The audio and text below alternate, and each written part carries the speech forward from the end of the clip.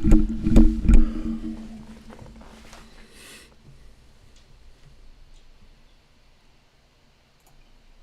going on here?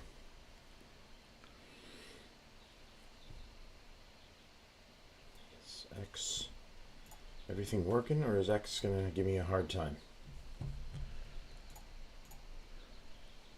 Let's see, are we...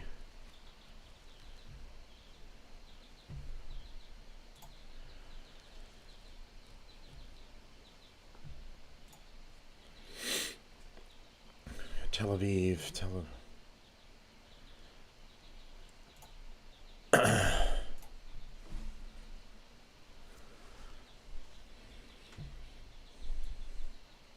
actually going to temporarily move this over right here.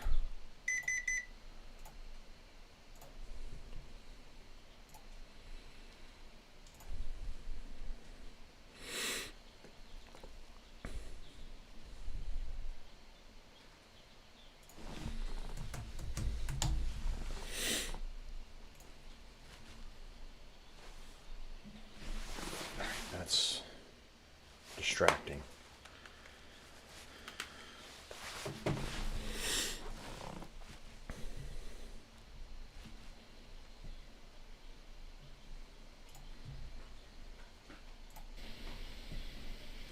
going to cut that. Everyone, just bear with me a minute here. I just want to make sure all my feeds are good. I've been loading some new stuff, adding some new stuff to the show, and as always, it can create complications. We've gotten some new followers joining in on YouTube. Thanks everyone. Thanks everybody that's joining. That's new. I appreciate the support.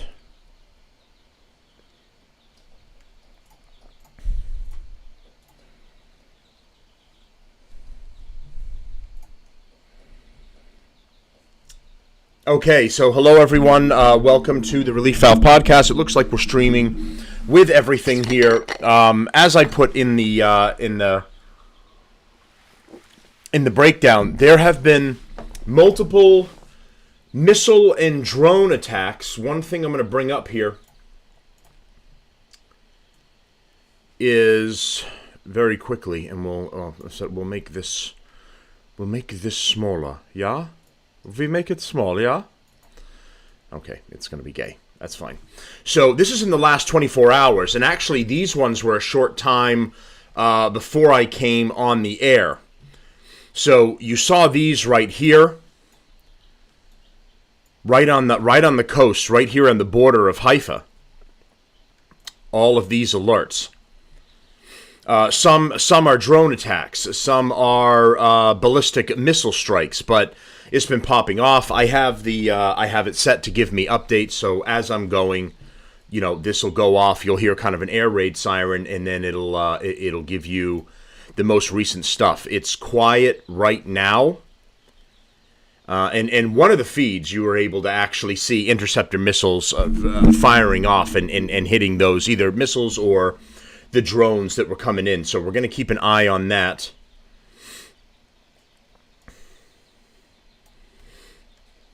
One thing I want to do is, that should still be going off. I do not want this to be muted. Okay, that's just a test. There aren't any missiles coming in right now. That was just a test. We've also got, because I'm testing out different cams, there's a couple different places that are showing off stuff. This one seems decent. We've got Beirut. There's been attacks in Beirut. There's been attacks in Tel Aviv. There's been some evacuations in Beirut as well from multiple missile strikes into Beirut, Lebanon. Doha, I've got these cameras as well, just as another context. We'll be keeping an eye on those. So the Ben Gurion Airport, we've got North Israel, Tel Aviv. The Haifa area, Haifa has been, that border that I just showed you earlier has been taking some hits. You've got Beirut here, South Israel, and also Kuwait. So while we're waiting for updates on that, on potentially more attacks, we're going to get caught up with news. and we've got some stuff happening.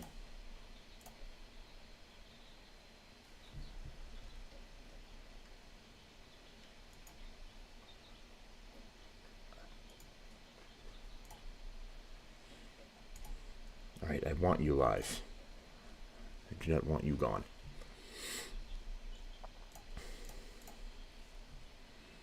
All right, bear with me 1 second, because we've got all kinds of things going on.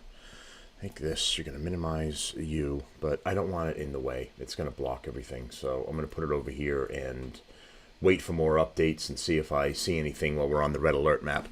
Okay, so while we're taking a view here of everything that's going on, we're going to get to some breaking news that actually came out today. And this was that Trump says Kristi Noem is stepping down. So you're seeing some reports today, especially from left-wing media that love this shit, that Kristi Noem has been fired. So what we have right now is Kristi Noem is stepping down as Homeland Security Secretary, and the president said he's nominating Oklahoma Senator Mark Wayne Mullen to replace her. So, Homeland Security Secretary Kristi Noem is stepping down at the end of the month. President Donald Trump said Thursday, saying that he would tap Senator Mark Wayne Mullen, a Republican from Oklahoma. Don't know who's going to be taking his seat, or there's going to be a run, or what it is, to replace her. He put, and I believe there was also a post on Truth Social. I'm pleased to announce that the highly respected United States Senator from the great state of Oklahoma, Mark Wayne Mullen, will become the United States Secretary of Homeland Security, DHS, effective March 31st, 2026, Trump wrote in a post on Truth Social. He added that Noem, who he said has served us well, will take over a new role called Envoy for the Shield of Americas. I don't really know what this is. Is he starting like the agency for the, like the agents of S.H.I.E.L.D.?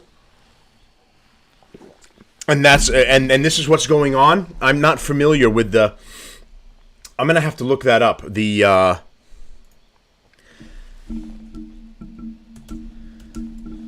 Envoy for the Shield. Maybe some of you are familiar with this and I've just missed this, or this is literally brand, or this is what they've put the banner of what Homeland. No, I already know what about Kristi Noem. I want to know what this is.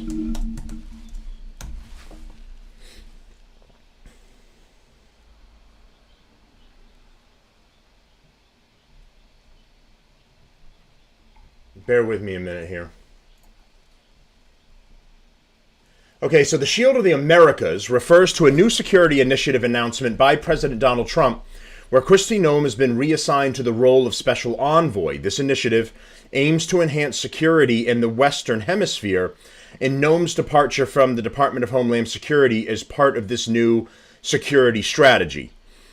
So, I don't know if this is like Agents of S.H.I.E.L.D., and and we all know what happened if you watch it. What S.H.I.E.L.D. was actually being run by. Hail Hydra.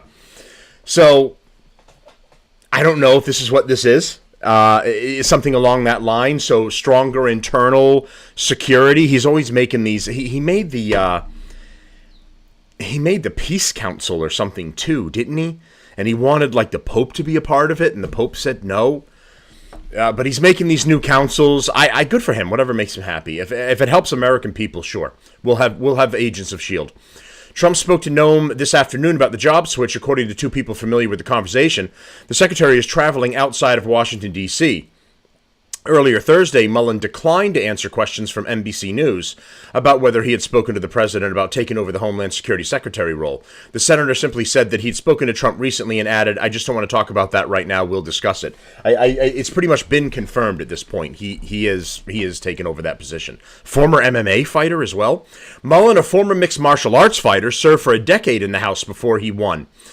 He won A, and then the person fell off a cliff. Then a fissure opened up and they fell. They dropped down to the center of the earth before they could finish that fucking sentence. Noem had fallen in and out of Trump's favor throughout her tenure, but her comments before lawmakers this week over an ad campaign and whether Trump had approved it incised the president and appeared to have pushed him over the edge. So it's like, usually the truth is somewhere in the middle of this whole thing. So she kind of fucked up and she made an oopsie here. And rather than fire her, she's being moved over to be an envoy for S.H.I.E.L.D.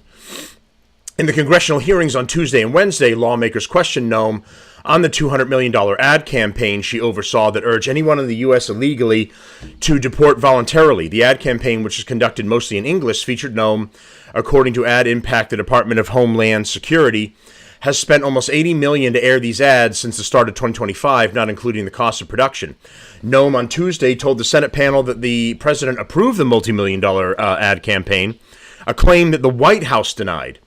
POTUS did not sign off on a $220 million ad campaign. Absolutely not, a White House official told NBC News on Thursday. So it seems like there's some disagreements and miscommunications happening at the White House here.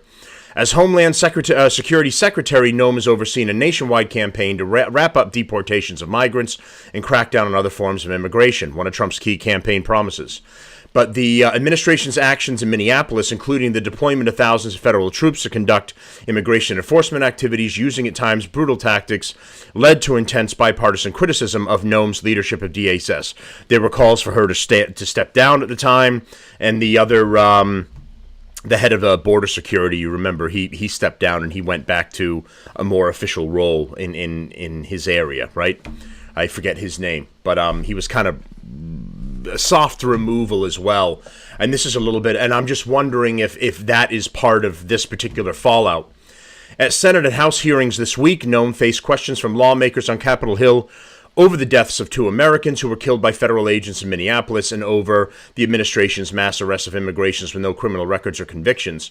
Noem declined to apologize for calling Renee Good and Alex Preddy, 2 Americans who have been killed by federal agents, domestic terrorists. I didn't want her to apologize. I don't know who did, other than radical leftists. Though she conceded that investigations into the 2 deaths are ongoing. There's nothing to investigate. They were domestic terrorists. They were there to cause trouble, get in the way of I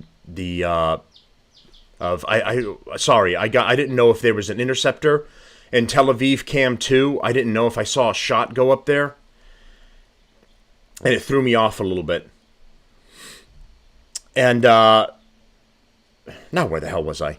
All right, called for Noem to step down. Metellus reporter said, yeah, they were paid professional agitators. The Renee Good actually was trained as a protester, so this was their thing, to be local domestic terrorists, call trouble, get in the way of authorities, and be a thorn in everyone's side. There's no loss there to America that those 2 idiots are gone. In fact, I think it's pretty good. You get it? All right, Noem also garnered negative media attention for the Trump administration over her intent to purchase a $70 million luxury jet that she claimed would be renovated to accommodate deportation flights. Why the fuck are deportees going to get a luxury jet? Can I go? Can you just deport me and then bring me back so I can enjoy the flight and maybe hang out wherever and then you fly me back again? Why the fuck would they get a luxury jet? Last month, current and former Coast Guard officials told NBC News that the relationship between Noem and Coast Guard officials had become strained. Why are you fighting with the Coast Guard? What's going? What did show me on the map where the Coast Guard hurt you, Christie?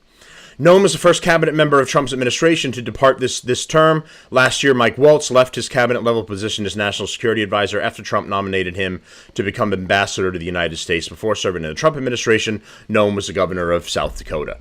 So, okay. I want to get rid of that one, but not the Tel Aviv. Okay, good. I was worried that they were going to go together, and that would have been inconvenient. Okay, so moving on to... We've got, we'll come back to those. What am I going to do? I'm going to make it small. No, I don't want the whole fucking page to go small. I just want this. Sorry, folks. I'm incorporating, there's a lot I'm trying to do. No, I just want you. I just want you. This is... Fuck's sake! Yeah, I'm an amateur, folks. So it's you gotta bear with me. Middle-aged white guy. I'm figuring it all out on my own. I did not want these fucking 2 together. All right, we're gonna get back to the cameras. All right, gonna get this fucking shit out of the way. So first, we've got the first ship that's been sunk by a submarine since World War II. Continue to await Secretary Noem's reappearance inside this hearing. This is from the DOW Rapid Response. Secretary Hegseth saying in the Indian Ocean, an American submarine sunk an Iranian warship that thought it was safe in international waters. Instead, it was sunk by a torpedo. Quiet death, the first sinking of an enemy ship by a torpedo since World War II. Like in that war, back when we were this is international waters. They can't get us here. Fighting to win, and we do. So they were near Sri Lanka. Some new video provided to us of this that I'm going to be pulling up right now. I'm taking a look, and we're bringing it in right now. Take a look at this. This is some of that video that I fucking shut the fuck up and do it right here. This is unclassified. There's the ship going up. Video shared by the U.S. military, as Secretary Hegseth says, in the Indian Ocean, an American submarine sunk an Iranian shakalaka ship that thought it was safe in international waters. Instead, it was sunk by a torpedo. Quiet death, the first sinking of an enemy ship by a torpedo since World War II. Like in that war, back when we were still the War Department, we are fighting to win. So some video just in that we did want to share with you as Operation Epic Fury continues. So there you go. The first boat, the first ship sunk by a submarine, at least officially. You know, you have to wonder if there's been some oopsies, you know, with other ships or other countries. Like I pressed the wrong button. I meant to look out the periscope, but what I did was I fired a missile. So you never know. You never know. So, okay, so that was interesting. And, of course, the left was pissing and moaning about, you didn't rescue the crew. Maritime law clearly states. It's like, you're in a fucking submarine. It's not a pleasure cruise. You want to bring them all in and fucking assign them rooms?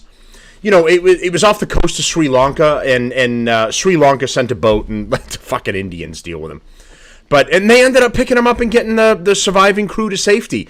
It was like 30 people that were on this ship. You want the submarine to take them all? It wasn't a battle cruiser where you could pick them all up. It wasn't the fucking USS Iowa or something where you could just bring them all on and lock them in the brig or something. But, of course, the left always has to bitch. And do you notice that the left is always in defense of terrorists? They are always in defense of bad guys. They're always in defense of Palestine and Hamas. They're in defense of the IRGC, the Iranian Revolutionary Guard, and the Ayatollah. They're never on their own country's side. They're never on any of the good guys' side in any situation. It's always they're always on the villain side while trying to claim, well, what they're really doing is they're supporting the disenfranchised. These people are they're not the bad guys. They're misunderstood is what it is. It's every single time the left are on the side of the bad guys. Okay, so moving on here with more news, we've got almost a nationwide blackout that I think might still be continuing in Iraq.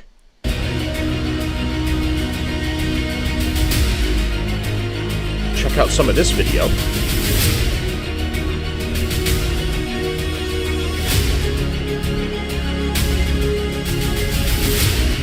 Now, it isn't just the Basra, stupid music, the Basra plant outage triggers a cascading failure. This isn't just an energy issue where there's a supply issue. You see interceptors coming up here, or drones. Iran has been launching into Iraq as well. So you've kind of had two components that are going in Iraq right now. You've had, and I'm going to show you, I'm just going to bring up the shipping here in a minute.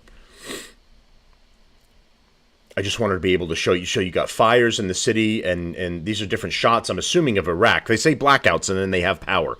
That doesn't really play to what you're trying to tell us about blackouts in Iraq. But apparently that's the case. They are dealing with blackouts. I don't know if they've gotten power back at this time. I don't know if we even have an Iraq cam. That would be interesting. Let me see if we have something like that.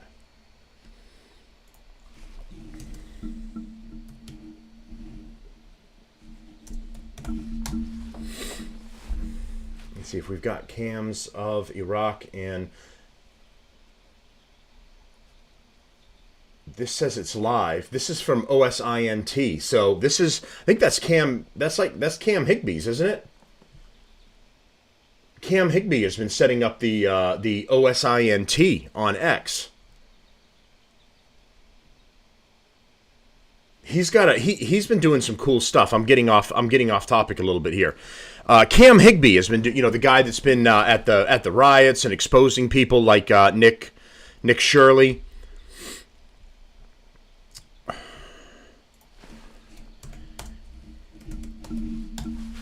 He released something, I believe it's OINST.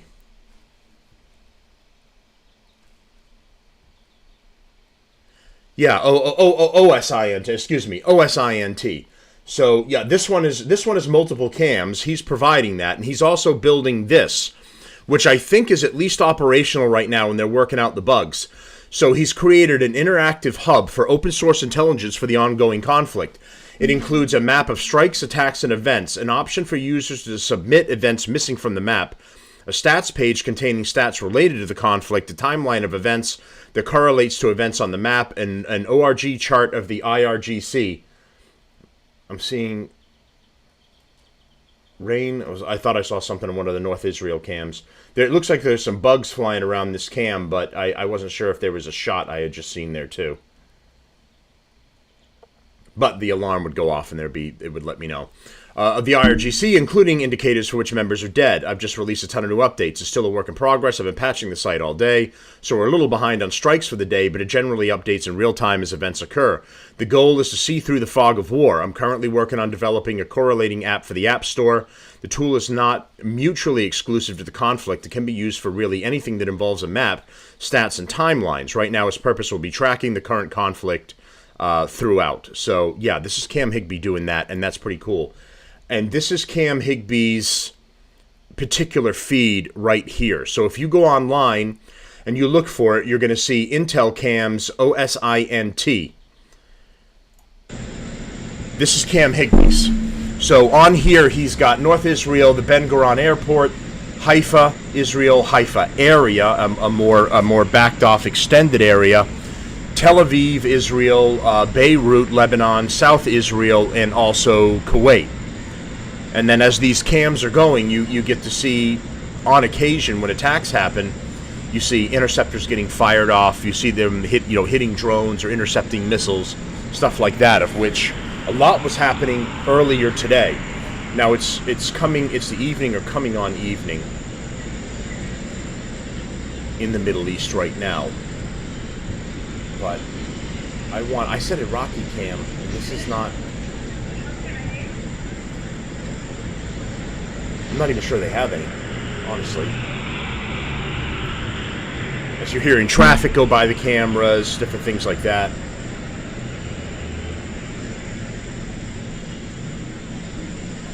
Right, I'm going to cut that sound for now. So I'm going to ask, I'm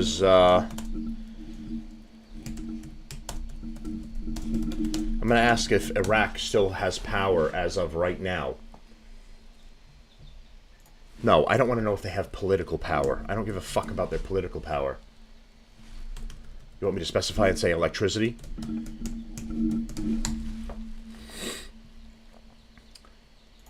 So this is claiming here on Google that Iraq still has electricity, but it faces significant challenges. The country suffers from daily blackouts due to a combination of factors, including chronic underinvestment, corruption, and reliance on imports from Iran, which supply up to 40% of its electricity needs. So that's not good. Now, what I was going to say to you before was, as far as the marine traffic. No, I don't want to turn it into a whole thing. Stop doing that. You're not helping. So this is the Strait of Hormuz right here. You see tankers are still there at Dubai. There's not a lot of traffic right now, but there are tankers that have come back and forth. That one's from China. That one's from Turkey. You see Kuwait City over here. So you're coming out, and here's Iran, and then of course they've been harassing, and here's Iraq right here, and then Kuwait City south of them. So there's been two factors that are happening here, and the reason I was showing it. So first, you've had Iranian forces attempting to attack tankers in the Strait of Hormuz. In addition to that, Iraqi rebels have, to a degree, been hitting tankers as well. So you've got the Iraqi government itself, which is neutral, maybe. I don't know if they've gone one way or the other in joining this war, but they have been hit by missile attacks. Then you've got Iraqi rebels who have been firing on tankers, working with and on behalf of Iran. And then in addition to that, you have the actions that Iran is taking, even though they've lost pretty much the entirety of their fleet, and even a base that was on the border in, I believe, Bandar Abbas. I think the U.S. took a base out here. So there's still been, the attacks aren't as frequent, but there's still concerns for tankers in the area to be attacked. So shipping is slowed down in that area. But that's what's going on in the Strait of Hormuz, and why that's been a problem for, and the Iraqi-Iran kind of crossover that's happening there that's very odd. So we'll see what's going on with that. Azerbaijan, by the way, is new information. Azerbaijan has been hit by, why do I keep having fucking brain farts? I didn't have my Wheaties today or something, man. So Azerbaijan has been hit by Iranian missiles. Now there's an argument going back and forth that Iran is claiming has come right out. Normally they don't respond. They just fire a missile at you and they don't give a shit. Iran has come out and said, it wasn't us, it was Israel. This is a false flag attack on you to bring Azerbaijan into battle as well, drag another country into it. And Israel is saying, no, it wasn't us, it was Iran. And the Azerbaijan officials seem to have come forward and said that they personally believe, as they're doing an investigation, that it was an Iran missile. So now you're looking at Azerbaijan being brought into the war right now. So the entire Middle East is coming to fight against Iran. They're managing to piss everybody off.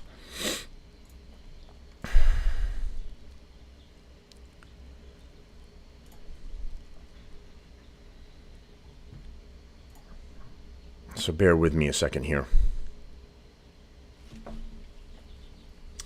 Okay, so let's move on to some other news. That's some of the updates about attacks that happened kind of recently.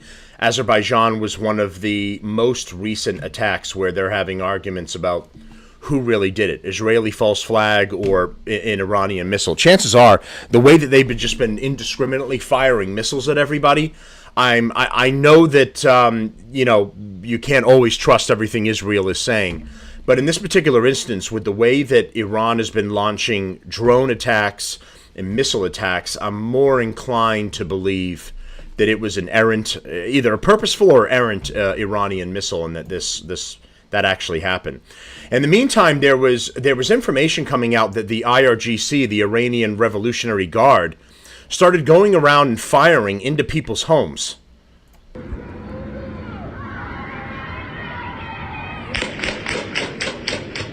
See, she's on her balcony, or this person is on their balcony, and they are firing right up into her complex. Either at them because they were there, or at their neighbors. It passes right in front of their balcony. It's right there. I mean, look how close that shot is.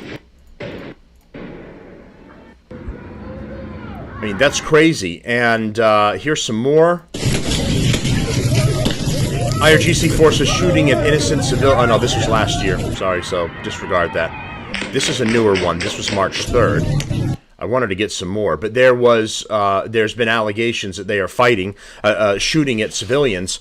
And the thing is, so even 0 hour 1 is claims of the IRGC going home to home, murdering civilians tonight. Gunfire can be heard coming from homes. That was 2 days ago. This is 2023. 2021.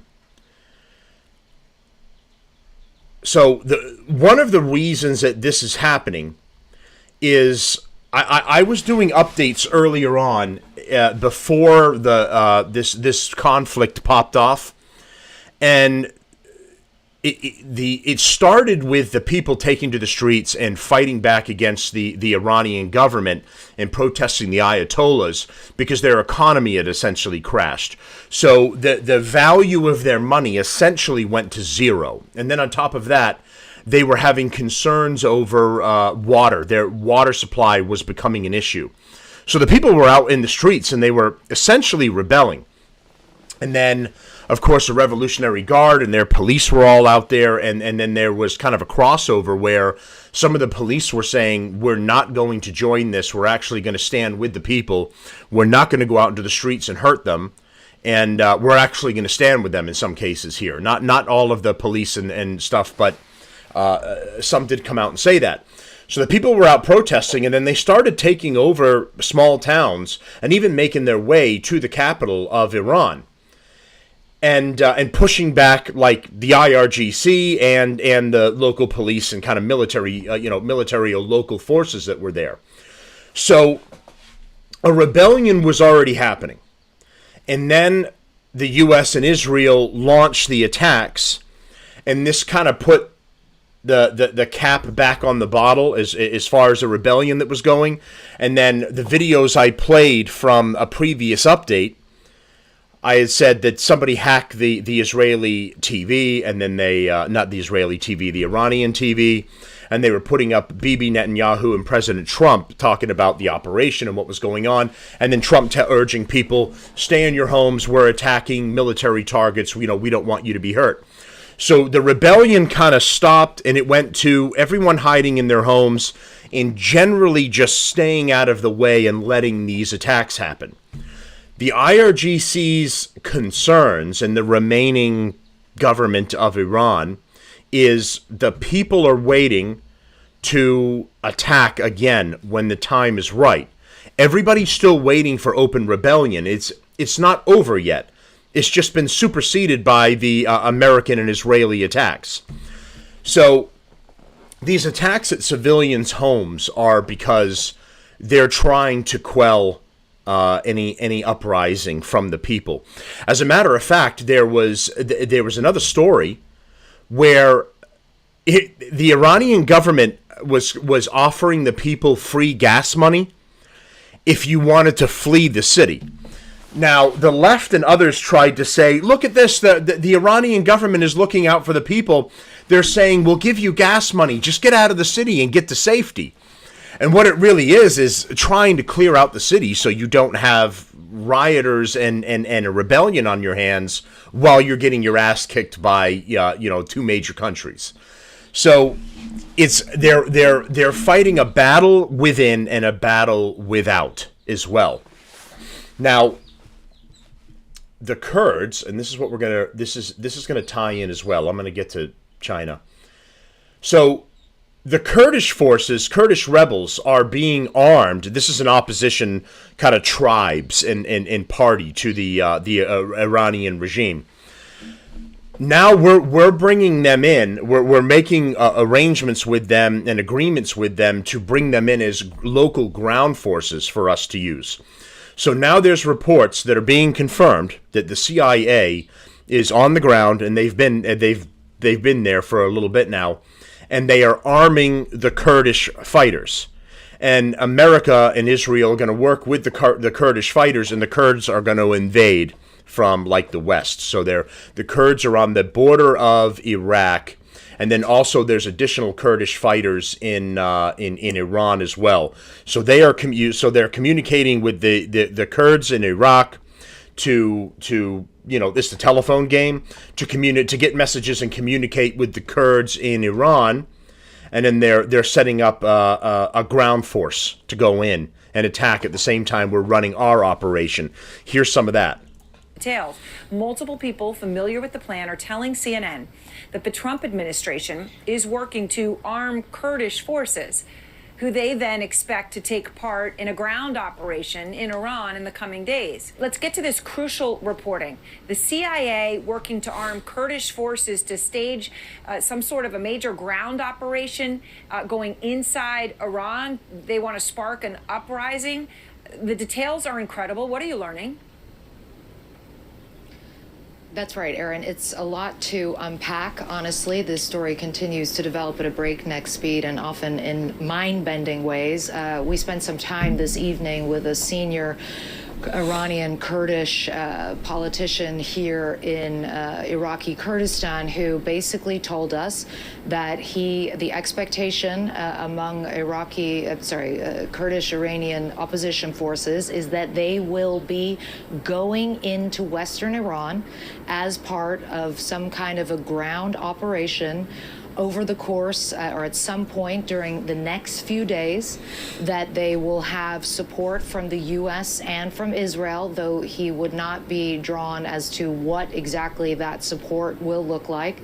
He also told us that President Trump himself had called the leader of the KDPI, which is one of these Iranian Kurdish So here you go. So they're on the they're on the Iraqi border here in the west. And they're going to move from the west into Iran. So coming from the west, moving east. There's Kurds. I think which map was I looking at originally? Because there were some Kurds that were up here in this territory in Iran. These are the Iranian Kurds. There's also some here near this border of Iran and Iraq. So they're going to be moving in kind of as a pincer and initiating a ground force into Iran. Opposition parties today, and that they had what he characterized, I should say, as a positive conversation, though again he did not give any details, and he said that we should be prepared for some surprises potentially tomorrow. Again, not giving details, but this is all coming at the same time as our colleagues Natasha Bertrand, Elena Treen, and Zachary Cohen are learning that the CIA has been working to arm Iranian Kurdish opposition forces with the goal of fomenting civil. So the video they're showing there was the Council of Elders or whatever the fuck they were. They all got together again because they're idiots, and they were going to vote in a new Ayatollah of rock and rolla. And the Israelis hit it and blew the whole building up and killed everybody that was at the meeting. So at this point, I think they're doing every other meeting by Zoom at this point. Civil unrest in Iran, and they spoke to a number of different officials who characterized it in different ways. Some talked about sort of basically trying to pin down Iranian forces to create buffer zones where ordinary Iranians who are unarmed would have more freedom to go out on the streets and protest. Certainly our source that we spoke to said that the focus is very much on establishing control of a sort of semi-autonomous Kurdish run area of Iran, sort of like what you see here in Iraqi Kurdistan. But I mean, I can't even begin, Erin, honestly, to get into the manifold reasons why this is incredibly fraught with risk and complexity. But one just off the top of my head is the leadership here in Iraqi Kurdistan, who have complex and challenging but vital relationships with Turkey, with Iran, who have made it clear that they want to be neutral in this conflict, and who are now potentially being put in a position of having to support. Now, this is a day ago, bearing something in mind and talking about Turkey staying neutral. I had gotten a report about a potential attack or a missile or drone strike in Turkey. I'm going to look this up real quick here and to try and confirm it and then get back to you with it. This operation, whatever it's going to look like, because it's not going to be possible realistically to get supplies, weapons, training, etc. to these Iranian which is the Azerbaijan forces without using Iraqi Kurdistan territory, which is because that's where they are. They are here along this border. So This is a rapidly developing story, and again, it's a lot to digest, and remains to be seen how, when Iran sees this reporting, is going to respond. Aaron. The United States, the CIA, is planning to rely on Kurdish Iranian forces to somehow cross in the border and awaken forces inside, some of which may have been earlier supplied with weapons or not, in some sort of an uprising. Yeah. Okay, what do you think? Yeah, I mean, in the politest form, this is probably not a good idea for multiple different reasons. If you're dealing with the United States, whose president is saying they didn't really have time to put in an evacuation plan for US citizens for here. Americans, yeah. Then trying to enact this, which is essentially an insurgency, which you need weapons, that takes a lot of time for serious planning. Now, the Kurds in the region are desperate for autonomy. They'll offer anything to anybody to have the shot at that, potentially. They've just been shut down, really, the Syrian Kurds in Syria by the new government there. Right. Another reminder, when the Syrian Kurds were last used by the United States, before that betrayal in Syria, then they needed US Special Forces and air cover for 2 years to take out the ISIS caliphate, which covered a much, much smaller area than 90 million people of Iran. So the task is enormous. And so essentially, I think what we're seeing here is a US plan for a protracted sense of civil war, ultimately, in Iran. The notion that this force, if magicked out of nowhere, can distract Iranian security forces. But somehow, if you give someone a gun, they're gonna go use it against their government. Or it's going to confuse the police and RGC so much that the popular uprising will take over. Naive, I'm afraid. It feels like a suddenly reached solution that someone's desperately handed in the hope that it will give the Kurds some more traction here. And so it leaves me slightly concerned that this may be the beginning of the ground notion, the sort of next phase of all of this. Not well thought through, I think, is certainly a fair way to discuss it, and a departure which could potentially see something go on here for years. Kareem, what do you think? I do think this is a strategy of potentially playing with fire. The Kurds in Iran are wonderful people who've suffered tremendously under the Islamic Republic, but they constitute only 10% of the country's population. So they're never going to be able to really constitute an existential threat to the regime in Tehran. At the same time, I would argue the greatest countervailing force against the radical Islamism of the Iranian regime is Iranian nationalism, and I would say pluralistic Iranian nationalism, a nationalism that encompasses Persians, Kurds, Azeris, and others.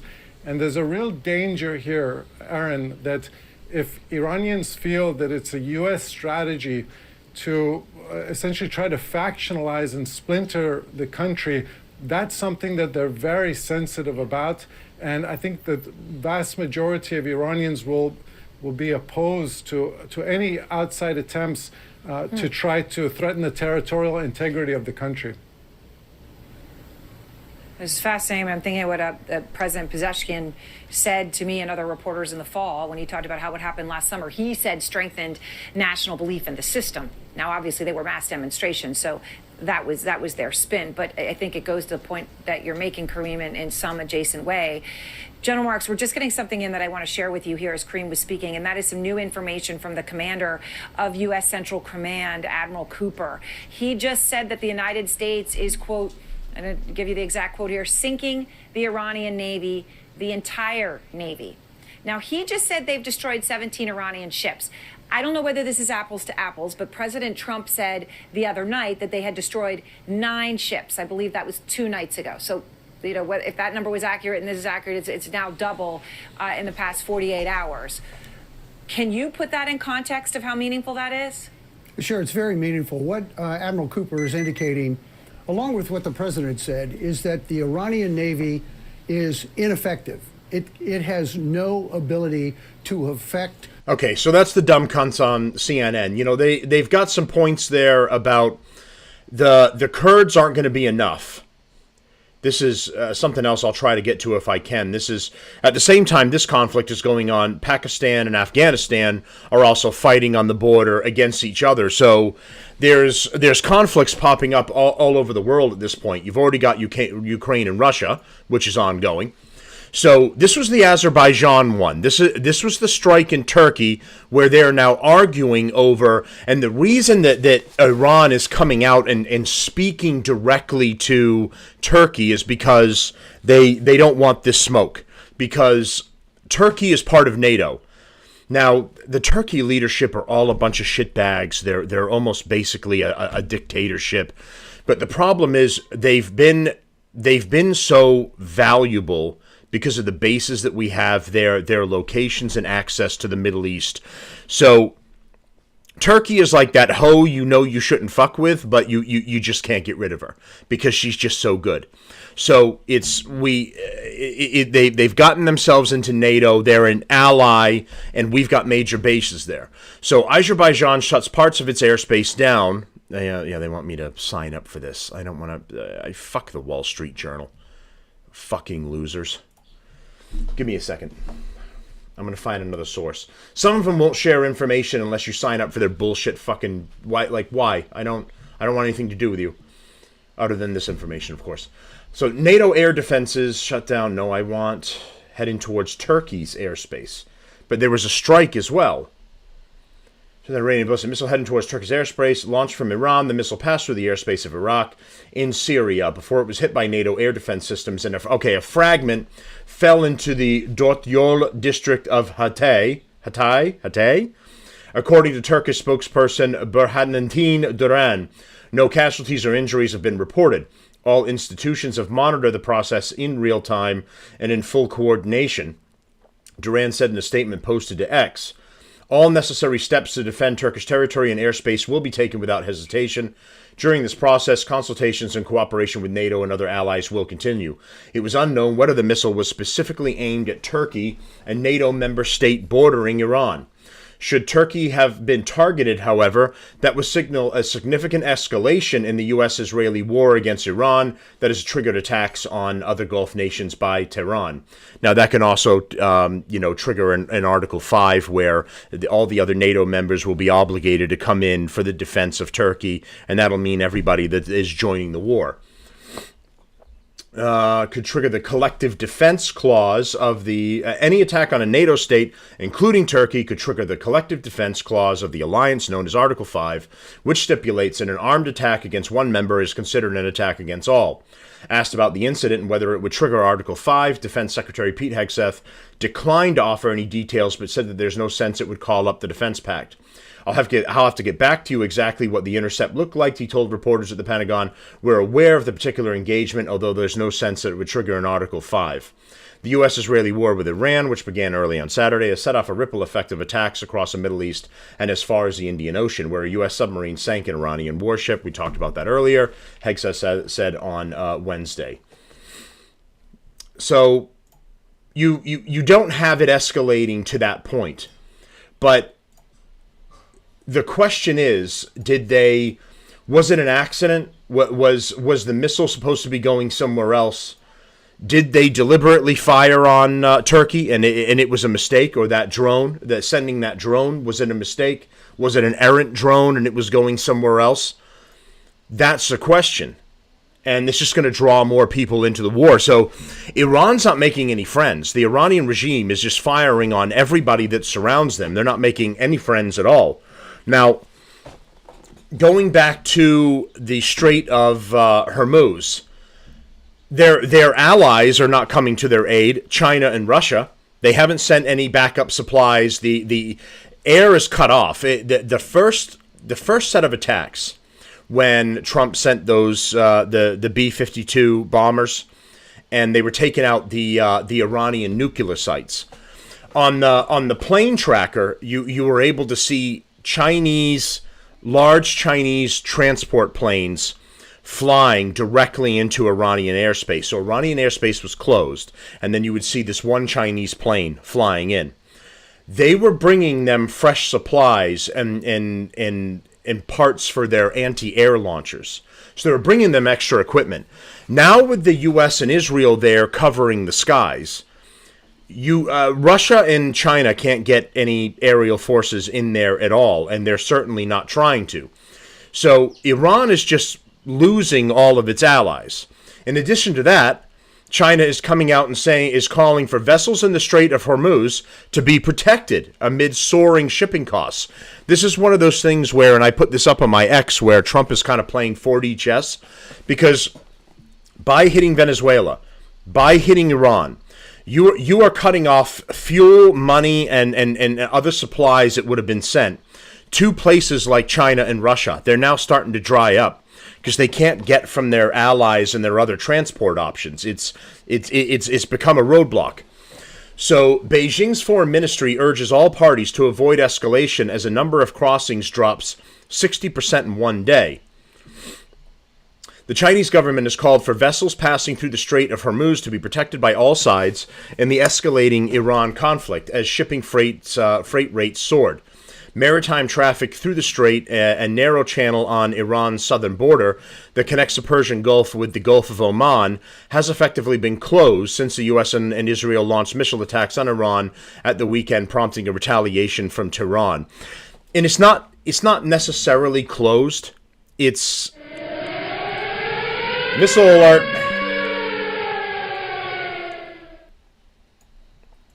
Okay, missile alert we got right here. So I'm going to zoom out. Again, on that border of Haifa. It's a confrontation line, so I don't know if there's actually some fighting going on there as well. I'm going to bring, I want to bring specifically up a Haifa cam. So you've got two Haifa cams right here. Haifa, Israel, and Haifa area, zoomed out Haifa area, Israel. So that alert came up, and then confrontation line, Arab al-Aramshi. And it kind of very quickly disappeared here. So I don't know if there's a concern, or there was an alert with a missile on the way, and now we're waiting for that to happen. I'm going to leave this up so we can watch the cams and see if we can see any flak fire here. I'm going to keep reading this article. I'm going to get it out of everybody's way. That's one of the other cams. We're not going to use that one right now.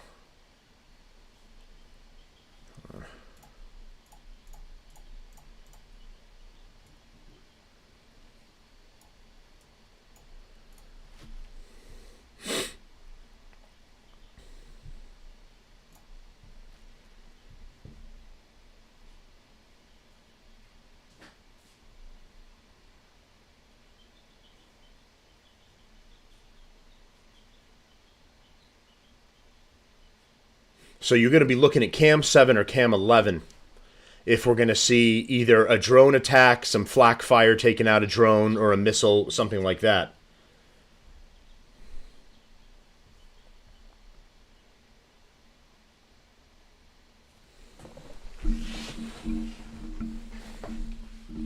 And we'll see if we end up with any more updates here.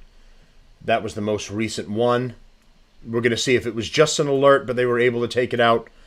Or, because it takes, somebody was saying it takes about, if they've got something incoming, it's a drone or it's a ballistic missile, it's between 10 and 15 minutes for it to arrive. So you get the alert, so they try to give everybody a heads up, get to somewhere safe, get to your shelter, whatever. And then, you end up seeing it on the cam when it hits.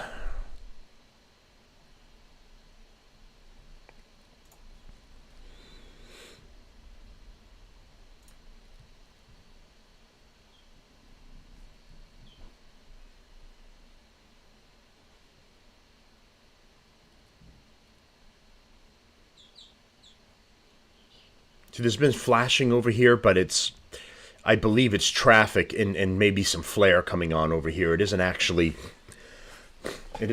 strikes.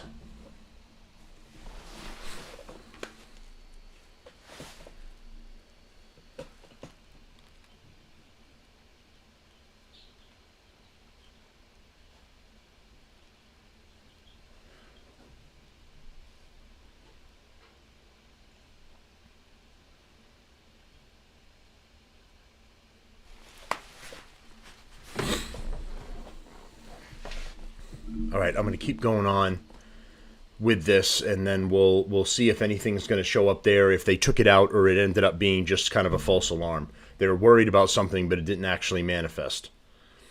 So The Chinese government has called for vessels passing through the Strait of Hormuz to be protected by all sides in the escalating Iran conflict as shipping freight rates has soared. Maritime traffic through the strait, a narrow channel on Iran's southern border that connects the Persian Gulf with the Gulf of Oman, has effectively been closed since the U.S. and Israeli launched missile attacks on Iran at the weekend, prompting a retaliation from Tehran. Beijing's foreign ministry on Tuesday urged all parties to immediately cease military operations, avoid escalating tensions, and safeguard the safety of navigation in the Strait of Hormuz. China is the world's largest importer of oil and fossil gas and has in recent times been the major buyer of Iranian oil, making it one of the countries most exposed to the interruption to energy shipments. This is where a little bit of Trump's 4D chess is coming into play. So you don't have to directly go get into conflict with China. You don't have to directly get into conflict with Russia. What you do is you're targeting these other smaller communist dictator countries. You're shutting down their ability to transport oil, their ability to send dark money, wherever it needs to go, and supplies and all of this. And you end up hurting these other countries, which are trying to run their own operations, and now they're losing their supply lines. So, again, I know people have talked about, the 4D chess, Trump's play is fucking stupid. In this particular case, it looks to me like it is. I'm still not seeing anything on the Haifa cameras.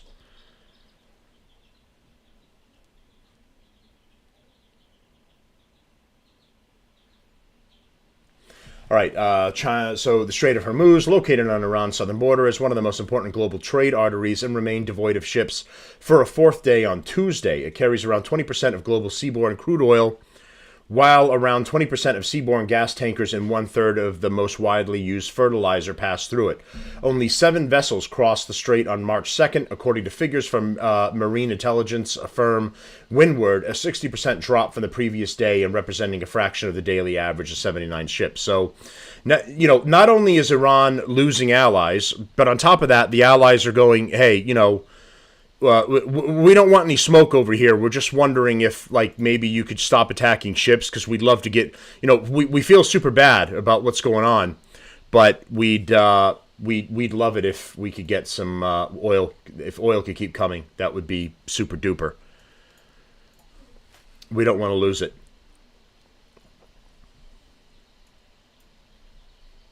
Sorry about your situation, but it'd be cool if we could keep getting hooked up, though.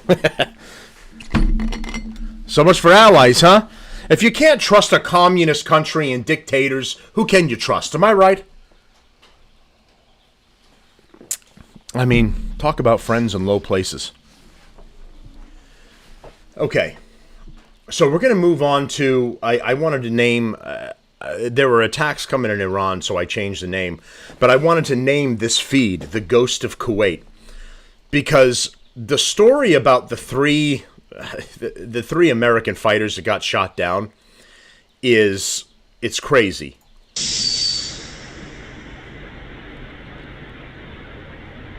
I'm going to put the sound on here for a little bit, so if we hear some flak fire or we hear something, we'll actually catch it. Right now, you're just kind of getting background noise, traffic, things like that.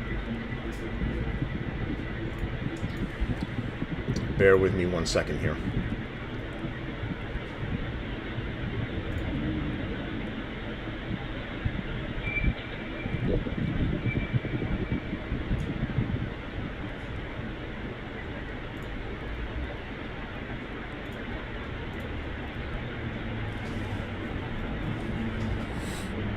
I was checking some other cams, some other Tel Aviv and Beirut ones.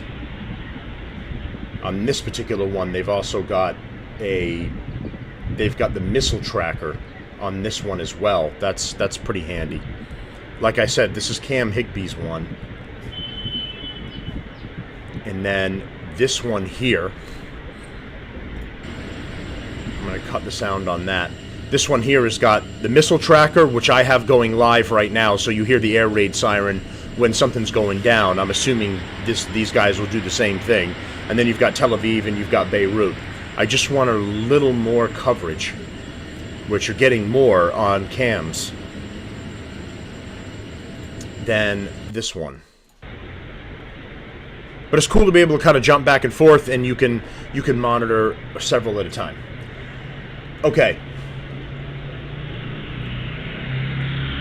So the Ghost of Kuwait. You remember it now. The reason I named it this is because if you guys remember at the beginning of the Ukraine-Russia war, there was the Ghost of Kyiv. There was the story about this ace fighter pilot that was going around shooting down Russian airplanes and helicopters. He was doing it all on his own. He was holding the entire front all by himself. It ended up being kind of some propaganda bullshit that somebody made up. It was like they had taken it from a video game, they'd taken some photos and maybe a little bit of video or pictures from a video game, and they were putting it up and they were making it seem like it was the Ghost of Kyiv, that this mystery ace fighter pilot that was holding it down. Well, now you've got the Ghost of Kuwait for real. This is the ace pilot that shot down 3 American pilots pretty much all at the same time.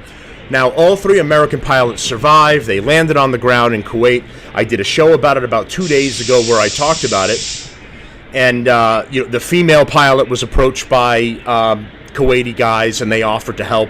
The male pilot got almost jumped by a couple Kuwaiti guys. One had a pipe and was going to start bashing him over the head. Another guy had an AK-47, and he was having to say, "Hey, I'm American. I'm not Iranian. I'm American." So now we're getting the information that it was an F-18 ace shot pilot that shot these guys down. I'm going to let's take a look at this.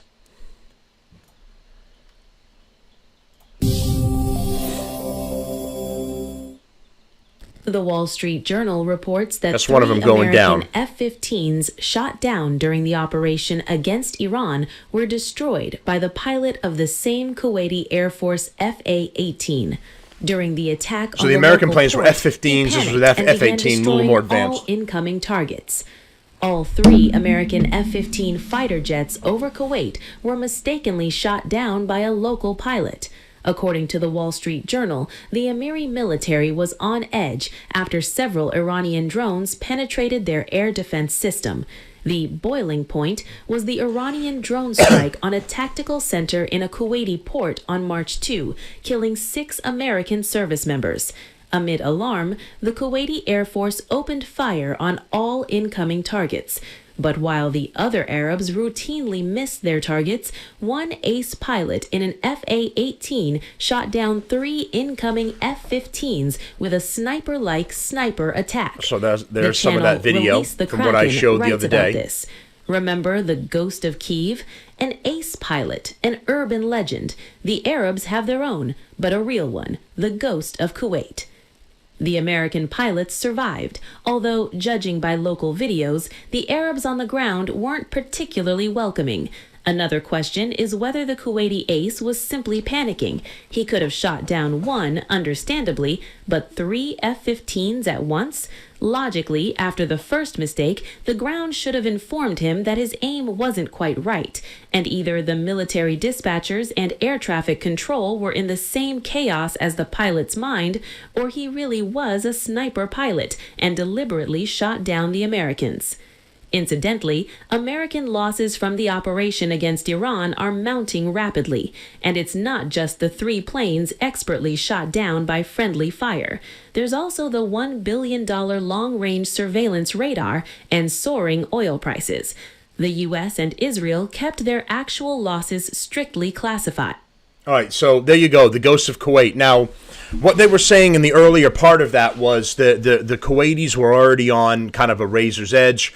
The drone attack that had killed 6 Americans in their territory at a U.S. base in Kuwait, and it hurt and killed some of their people as well. They've been taking a little bit of losses.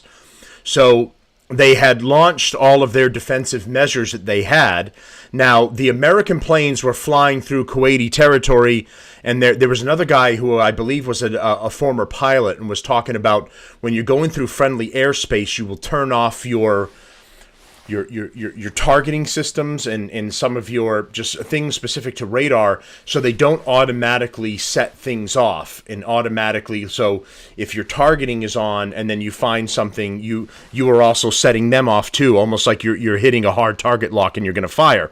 So what they'll do is in their friendly territory, they'll go into essentially, and I'm paraphrasing, he explained it much better, obviously, but they go into a more defensive measure when you're flying through friendly airspace, and then kind of go weapons hot again when you're back, when you're leaving and going into enemy territory. So their systems to know that they were getting locked on may have potentially been off, or it happened so quickly it was there was no chance to make an adjustment. But he locked on to all three with his missiles, fired all three at the same time, and took all three fighter jets out. So it was just a crazy situation. That there was a miscommunication.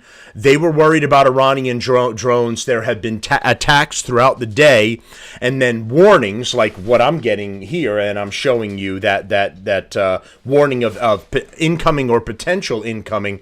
They were getting that throughout the day as well, so they were in a heightened sense, and they ended up shooting three U.S. fighters down. I mean, imagine being this guy. Like, yes, I've done it. I've taken out Iran. And they're like, no, you just blew America out of the sky. Oh, God, I've got egg on my face. So that guy, I think, got a talking to when he landed. I can't imagine. Maybe he'll be on latrine duty or something for a little while. I can't imagine he's getting a pat on the back. Like, you fucking idiot. Okay, I'm going to... What do I got for time? Because I got to get ready for work. Eventually, I'm going to get to the Pakistan-Afghani war. That is still ongoing right now. That's going back and forth. We're not getting any more launch warnings right now. There's been a lot less since America and Israel have really been hammering Iran. I'm looking at the flight tracker right now. I just wanted to see what I can see, if anything.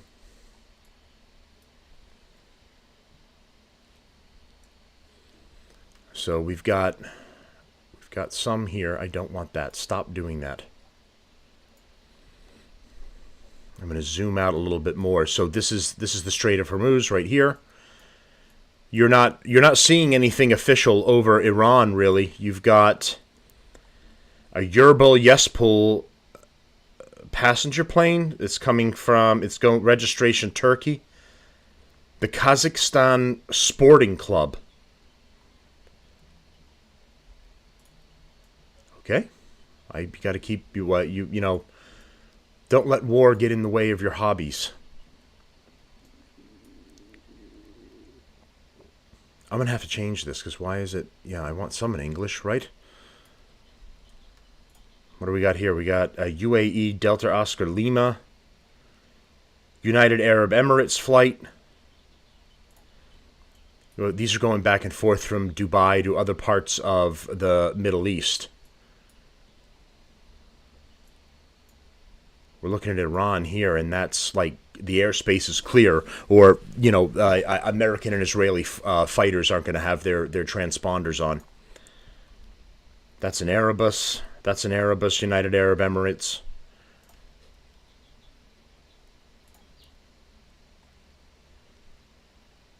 Registered to Pakistan. There was one that I saw, and I think it's kind of lost in the shuffle now. It was flying with his transponder off.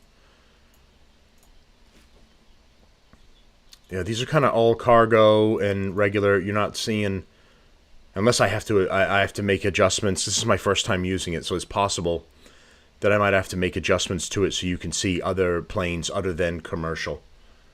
So I'm going to play around with that a little bit more, but that's some of the that's in some of the skies of the surrounding areas. Everything in these other cams here, Beirut, Tel Aviv, and Doha. Life is going. I'm not seeing any disruptions here or panic going on.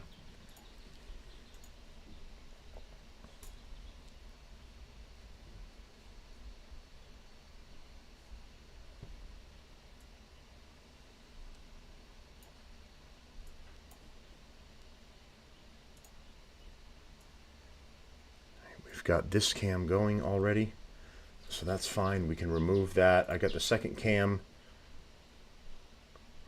just in case anything. We only got that one warning, and we never saw, that was Haifa. We never saw any strikes. Someone's saying the boom will start in 30 minutes. Stay tuned. So things are set to pop. They're going to pop off when I have to go to work, of course. Earlier, when I was trying to set up the show, and I'm watching somebody else, and I'm watching the cam coverage, and it's just alarm, alarm, alarm. There's attacks, and I'm like, fuck! I need to get on the air. I need to put something up, and then I get on, and it's like it's all quiet. There's nothing. There's nothing to see here. There's nothing going on. I don't know why you're stressing out. Nothing is happening here. We don't know what you're saying. So no more attacks currently. So I'm going to get to one final thing here before I wrap up, and it's this crazy fucking Marine that ended up rushing a congressional thing. And, this is why really getting the details of something that happens is so important, because for people like myself that are following politics, we know what's going on, and we know when we're seeing a red flag, where meaning something is off about this situation. And when I heard about this Marine, the left and everybody started going, "Oh my God, you have somebody that's in the service," and he peacefully protested at a congressional thing. And then he was dragged out by officials who broke his hand, and then he was arrested. This is Trump's radical Nazi regime. And I'm going, one, conservatives don't do that. It's left-wing nut jobs that go into congressional hearings and meetings and start screaming at people and interfering with everything and being douchebags. It's always the left, Palestine supporters, etc. Now it turns out, when you start digging and you get the information on who he really was, that he is a left-wing Muslim Palestine supporting nut job. So, well, everything's clear. I don't know if that's just a picture or it's going to be a video, because I'm going to get you the video. But a wild moment: a GOP senator helps toss ex-Marine protester out of a hearing. A wild moment unfolded in the U.S. Senate on Wednesday as Senator Tim Sheehy, a Republican from Montana, joined the Capitol Police in tossing an anti-war protester from Armed Services Subcommittee hearing. CBS News correspondent Alan He identified the protester as Brian McGinnis, who this guy's running for office in his local area as well. This was all a dog and pony show, or as Biden would say, lying dog-faced pony soldier, who was dressed in what appeared to be the Marine Corps dress uniform, which what I'm learning from other people is you are not supposed to protest or do anti-American things while dressed in your full Marine Corps gear. This is a violation of your oath, or just something that you're not allowed to do. So he may be facing another problem there as well. McGinnis is a Green Party candidate running for Senate in North Carolina. An anti-war activist filmed the video below. He reported it on social media. So it's like this was all set up on purpose. I'm going to show you a little bit of the video here.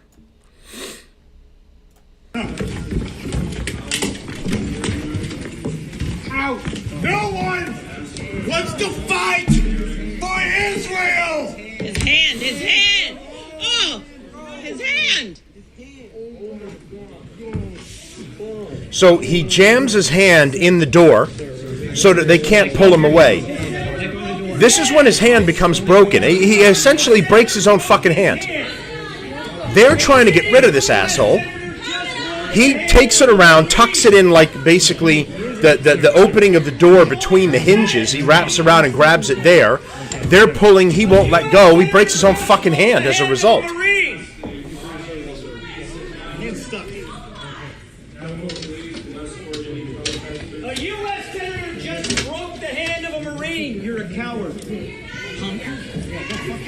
He didn't break his hand. On these fucking pieces of shit, probably an illegal Mexican scumbag loser. Shame! Shame! Bunch of fags. His hand's still stuck in there, jammed in there, fucking retard. This is disgusting. disgusting. It's disgusting. I can't believe that we can't have this whole crazy situation. So Sheehy later released a statement on X. Capitol Police were attempting to remove an unhinged protester from the Armed Services hearing. He was fighting back. I decided to help out and de-escalate the situation. The gentleman came to the Capitol looking for a confrontation. He came dressed up. He went and did it on purpose. Just like every left-wing rioter. They show up with a plan on purpose, but it's meant to look like they're Mr. or Mrs. Innocent that was minding their own business and decided to voice their First Amendment right. And then all of a sudden they were attacked. It came out of nowhere. This gentleman came to the Capitol looking for a confrontation, and he got one. I hope he gets the help he needs without causing further violence. McGinnis details his Marine Corps service on his campaign website. Did my one enlistment as light armored vehicle. This is the guy the nut job that broke his hand. Did my one enlistment as a light armored vehicle crewman and infantry MOS in the Corps until June 2004. Highlights: 6 months on a med float on the USS Wasp in 2002. Established a training ground in Djibouti, Africa. Deployed for the initial invasion of Iraq 2003 and traveled extensively across the country. Made the all-Marine boxing team later 2003 until the end of enlistment. Tried out a year prior but broke my hand in the tryouts. So he's got a habit of breaking his hand. Upon my honorable, I'm hearing it was dishonorable discharge, but okay, we'll go with it for now. Upon my honorable discharge from the USMC, I attended John Wood Community College in Quincy, Illinois, and earned an associate's degree in education from 2004 to 6. The video clip shows McGinnis yelling as he is escorted out and holds onto the hearing room door. No one wants to fight for Israel. His hand, oh his hand. Oh my God, oh shit, yelled leftist idiot onlookers in the clip. Sir, let go of your hand, let go of the door, let go, the officers could be heard calmly telling McGinnis. And the senator was calm too. He wasn't like ripping and tearing and punching the guy. He's just like, dude, can you let go? You have to leave this committee hearing. You're being a disturbance, you're a fucking nutter. And he wouldn't stop. The senator broke his hand, the U.S. Senator broke the hand of a Marine, yelled people in the room, which is bullshit. No, he didn't. So I'm going to get to some other stuff here so I can show you a little bit more of this nut job piece of shit. So Crowder put this up. It voted in. All right. Hello, my name is Brian McGinnis, and I'm running for the congressional seat for North Carolina. By the way, he's wearing his Palestinian shit. At one point, I've seen a picture with him with a Palestinian a little flag pin. Not an American flag pin. A Palestinian flag pin. I'll show you his Muslim wife and house too. Carolina. If voted in, I will present to Congress the Great American Acknowledgement, a reparations plan for black families. I'm not the one to speak on a reparation plan for black families. This as a privileged white man. I will anyway. Privileged white man. Well, okay. I have deep remorse for our American history. If I, as a white man, don't speak against what some fellow whites still stand for today, discussing foolish white supremacy, then I'll be damned. White supremacy. I sure as hell insist Jews denounce the state of Israel right now. And demands Jews denounce Israel. I'm sure they're I hear them now. Right. How do you plan on paying all those reparations? Simple. I don't. Take the money we give to Israel and give it to American black families. This person, Brian McGinnis, who's being held out as the only Marine whose opinion matters, a true dyed-in-the-wool leftist, is running for office. Now, to be clear, maybe Senate, maybe Congress. We don't exactly know. A member of the Green Party donated to Jill Stein. See, that's what I'm talking about. I have that picture on my X feed as well. There he is, and this is on his page, and he's talking about his little statement that he's running for office. And on him, because I was worried at first that it might be AI and somebody had put that in there. He's not wearing an America pin. He's wearing a Palestinian flag pin. This guy is not a hero Marine. He's a fucking traitor to his own country. He's a scumbag piece of shit traitor. And this is why when you see something like this, as a layman that doesn't follow the news as diligently as I and others do, and then we see a red flag and we go, something's off about this, I'm going to look into it and see what the deal is, and then you do a deeper dive into it and you find out these people are anti-American, they're supporting other countries, they don't love America, they don't support America, and they set up these situations to show up to and freak out and be a mentally ill loon, and they do it on purpose for exposure and to put themselves out there for their own personal gains. oddly enough, an Ireland and Palestine flag pinned. What? Yeah, Ireland and Palestine. Yeah. Campaign website. And in case you were wondering, so the people who say they're America first, and you're not. You're not America first unless you understand that America is the bad guy. And look at this non-active duty Marine who's violating this code of conduct, right? He is more American than you. You need to support him because he's America first. Okay, so there was Tim Pula put this up. I already showed you the video of this. There might be a little bit more. Let's fight for Israel. His hand. Oh, his hand. There's one. This isn't the one. There's one that I believe I have on my profile where there's further video of him. By the way, there's him and his wife wearing her hijab, traditional Muslim. By the way, meet McGinnis's wife, who shows up at city council meetings telling them how the state should help Gaza. Neither she nor her husband are standing up for the citizens of North Carolina. Instead, they've turned themselves into activists for pro-Palestine and Hamas. Here he is at one point, and I believe it might have been outside before he went into that cabinet arms meeting. This is him outside waving a Palestinian flag. One of our Marines is supposed to support America outside. This is this douchebag American. He's not a hero. I had put up, there's him with his hijab wearing wife. There's the family. There's him with, like, basically a whole, and I never say anything derogatory about children. That's the children shouldn't be brought into any back and forth in a political situation. Children shouldn't be brought into it, so I never say derogatory things about that. I certainly don't want it, and I never bring my kids in, and I don't talk about others as well. But he himself and his wife over here are both political activists, and they're out simping for Palestine, for another country, over America, while he pretends that he's this, and then of course an anti-Israeli, down with Israel and all that. He's one of those river to the sea guys. So Mag 1775, and this is what I haven't been able to confirm if he's been dishonorably. He admits he was discharged, but he claims he was honorably discharged. I'm seeing some other stuff online that he was potentially dishonorably. Here's another part that you didn't get to see after he's removed from the room. Palestine. Why are you here? Why are you getting arrested? Free Palestine. From the halls of Montezuma to the shores of Tripoli, Palestine will be free. Why are you here? Why are you From the halls of Montezuma to Tripoli. From the halls of Montezuma to the shores of Tripoli. Palestine will be free. Palestine will be free. That's when they've got him out of the room and are dragging him down the hall, and then he's saying more pro-Palestine garbage. That's all this guy is. There's another photo, him and his wife wearing their little Muslim garb there. That was him talking some more bullshit. I'm not going to put you Green Party candidate in North Carolina. And they're saying, like he's running to represent Palestine and do Hamas's kind of dirty work, basically. You notice in all the things that I have sent you about him and everything that he's spouting. Tell me what. This is somebody putting up a video, and then this. You haven't heard any pro-America sentiment coming from him at all.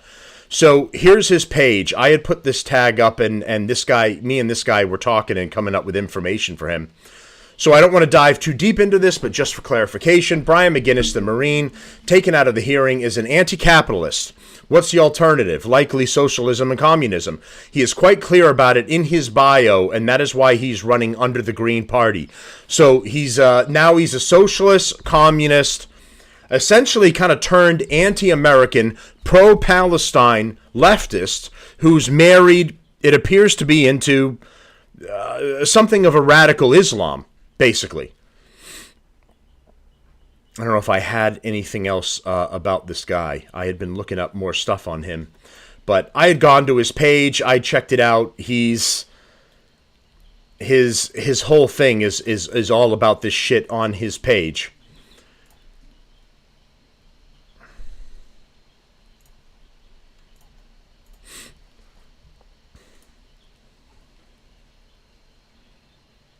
I already talked about Secretary Noem being replaced.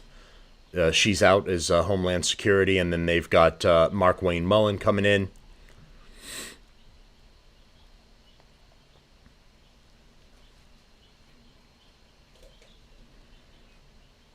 Thank you. I like this. Thank you, Sean Sheehy, and he's burning that dude's picture. Yeah, that's why it's the context and getting the information that's so important.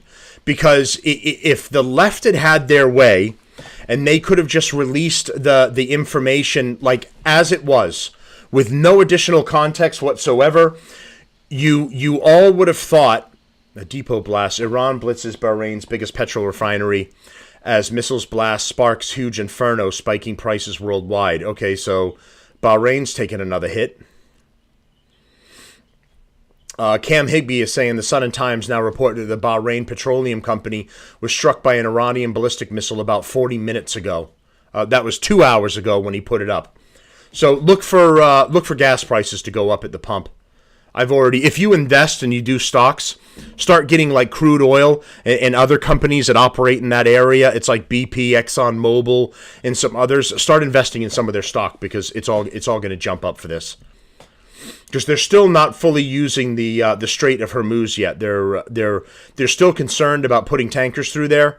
So you're not seeing much. I saw on the ship tracker. I know I'm getting off topic from the Crazy Marine. From the ship tracker, the Strait of Hormuz, I'm going to refresh this.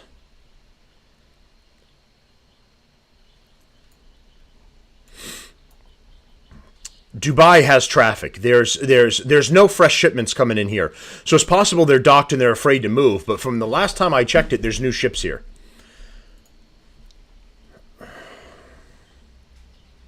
This one's destination is the Indian Ocean. This is a Bermuda that came from Bermuda. You've got more, these are more, these smaller private vessels. This is an LPG tanker from Panama. So they're all in Dubai right now. But you notice there's not a lot of traffic coming through the Strait of Hormuz. So there are still concerns about traveling through the Strait of Hormuz. So look for oil prices to jump. 20% of oil transport goes through that area. And there's still going to be a concern with oil getting through there. So this person here is saying McGinnis admits he uses uniform as a prop while going live on TikTok. That says a lot. He's nothing more than a performative activist for Palestine.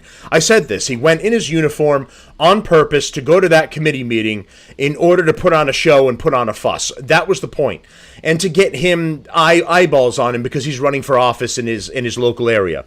Imagine exploiting your military service to campaign for people who openly want Americans dead. With people like him, we don't need enemies overseas. He's proudly doing the bidding of terrorists in Gaza right here on American soil. His Palestinian family. My recruiter told me I could wear my blues whenever I wanted. You earn the EGA, you can wear it whenever you wanted. And that's what I signed up for. Well, those were the pretenses I signed up for. So I'm going to wear my blues whenever I want because I signed up for it. That's what it put my life on the line. Anyway, I got kicked off TikTok Live until September 24th. That sucks. Hopefully I can appeal it. But free Palestine. Love y'all. Free Palestine. Anyone catch any pro-America rhetoric at all? From any of the things that I've shown you, has anyone caught any pro-America rhetoric at all from this fucking guy? He wants to talk to you about how proud he is of his service. He wants to talk to you about the great job he's doing, but I haven't heard America once.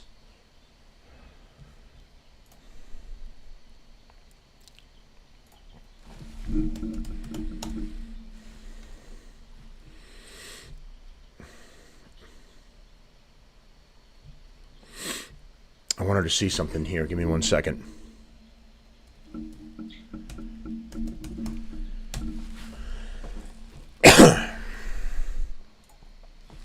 As I just wanted to bring up this asshole's page.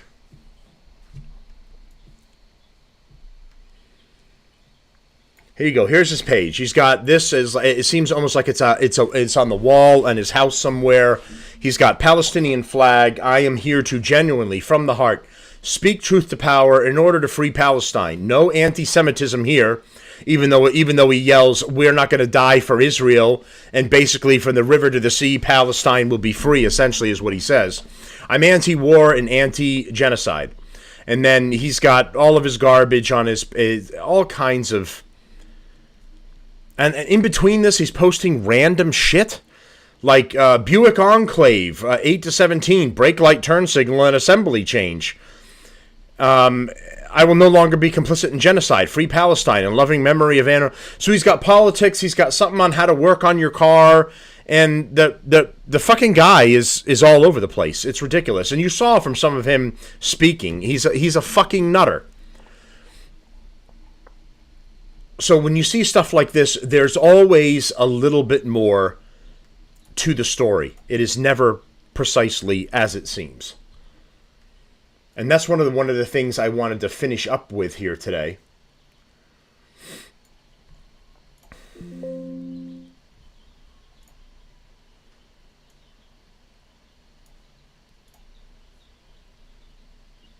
Give me 1 second, and we're just doing a final check of all the cams. We haven't gotten any more alerts. It seems like it's quiet for right now. So I'm going to have to wrap up and get ready for work. Thanks for everybody that jumped on the stream, that's checking it out. Please like and subscribe to the show. And, I'm trying to grow a show and get more followers here. If you enjoy and appreciate the show, show me some love. Like it, subscribe to it. Help me grow it and help the algorithm pick me up and kind of put me out there a little bit more. I haven't done any paying for a campaign to put the show out there of any kind, promoting it. Eventually I'm going to try to, because if you're a nobody that's starting off and you're just starting a show, the algorithm doesn't give a shit about you. Nobody else knows who you are. So you're literally trying to fight your way through a huge crowd of people that are already doing all this stuff too. So you're just, you try to get onto the highway and fight your way through traffic. So any likes, supports, and followers that I get, I really appreciate it, and are looking to help me grow. I appreciate all that support as well. That's what I've got for now. I'm sure this is going to, I have to get off and I have to get ready for work, but I'm sure this is going to blow up when I get off. As it goes into... There's an alarm. Confrontation line, hostile aircraft intrusion. Let's see this. So this is potentially another drone attack here. Wow, it's really popping off. You've got them all over the place in this area.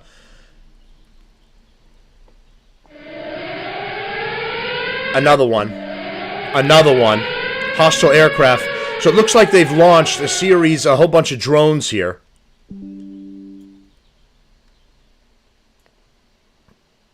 I'm going to make this a little smaller just so we can keep an eye.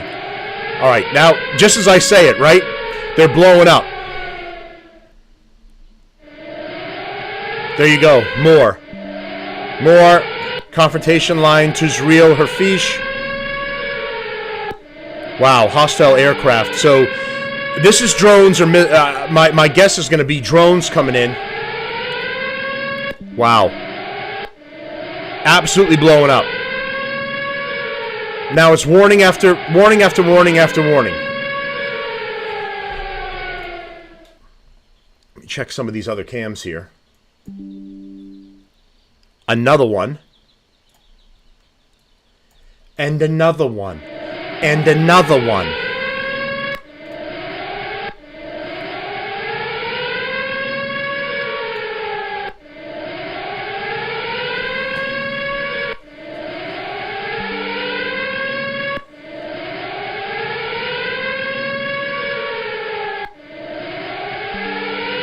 Looking for interceptors or flak fire on one of these cams. It is absolutely going off.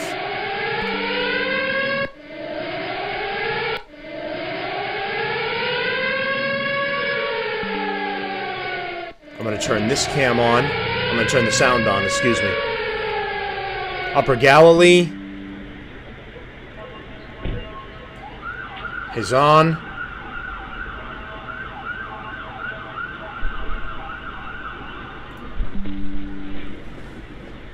Look at this. Look at this zone right now. Oh, hearing explosions right now on one of the cams. I'm seeing rain or bugs. I'm not seeing shots. This whole area is popping off. More are coming in. Hostile aircraft into an Eshbal. Yuvalim, Magar, and Saknin.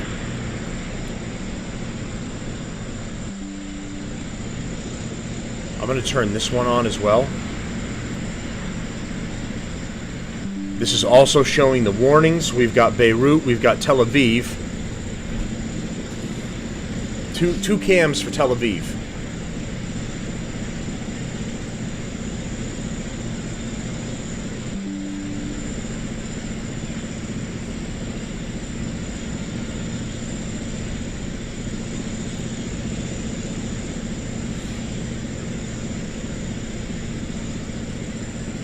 These cams aren't picking up the flak fire right now, the anti-air defenses. I'm not seeing it on these. But that was a whole bunch of warnings.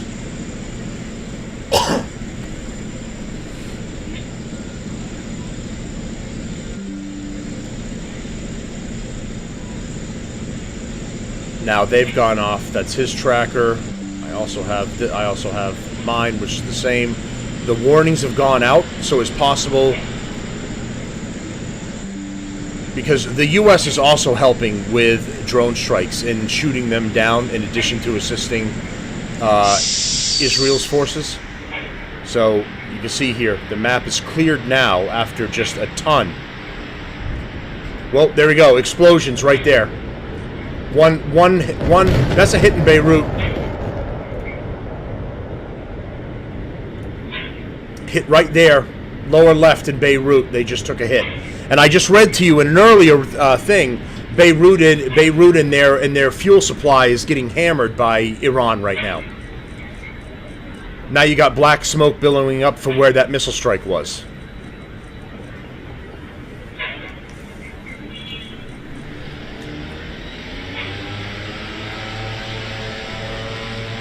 That sounds like. It was almost like a drone engine. They sound like that, like a high-powered mower.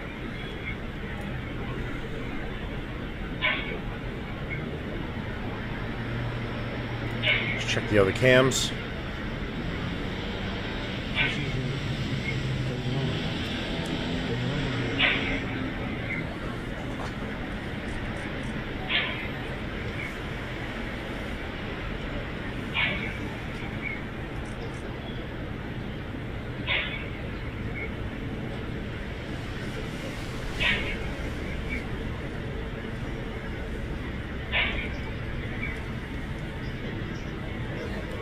So local time in Israel is 10:50.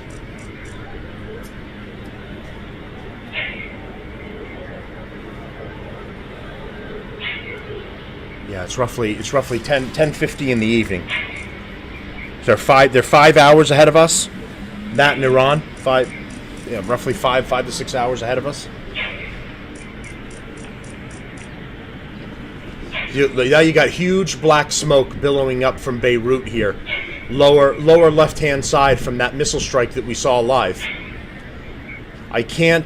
Unfortunately, I can't rewind this feed, because I could have rewound it and I could have showed the strike. A huge strike. With that much smoke that's coming up, that was big.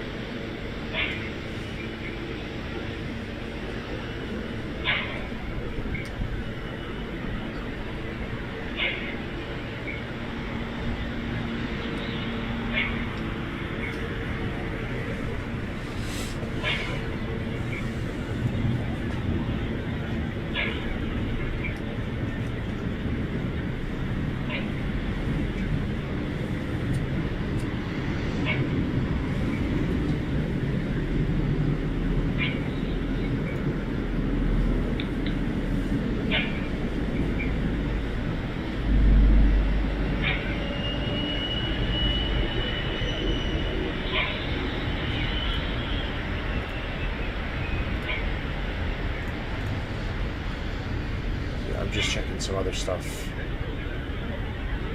here. There was a little bit of weapons fire as well.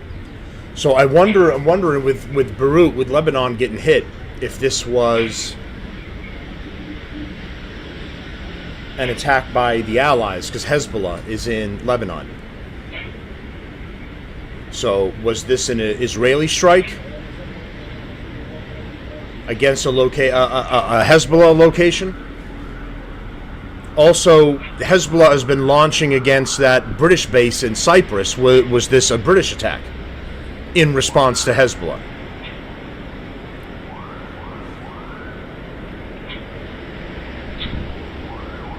Smoke still billowing up from that. It might be hard to see. It looks like there's just a little bit of fire still going on there.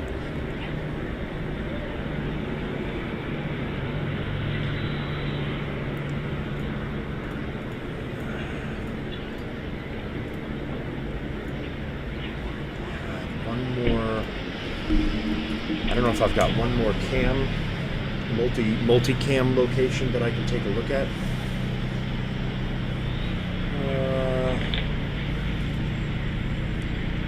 Yeah, this guy, I think he's primarily, is that the same one? Yeah, it is. I was going to say he's primarily focused on Israel.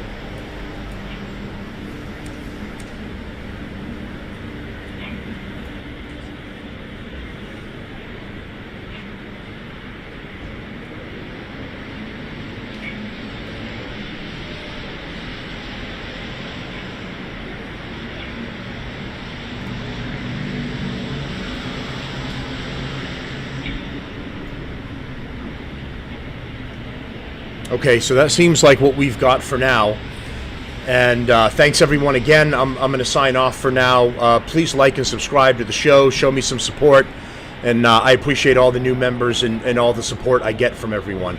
All right, thank you. And I will see you tomorrow within the next day or so when I can do more updates and get some more coverage, more news and coverage of what's going on in Iran and what's going around locally for us too. I mean, there's so much I haven't been able to get to. Both the Clintons have been being questioned in Congress. They're in committees having to answer about Epstein. We still got the Epstein stuff going on. There's so much more I still haven't been able to get to because of the Iran war, Iran conflict, whatever you're comfortable with popping off.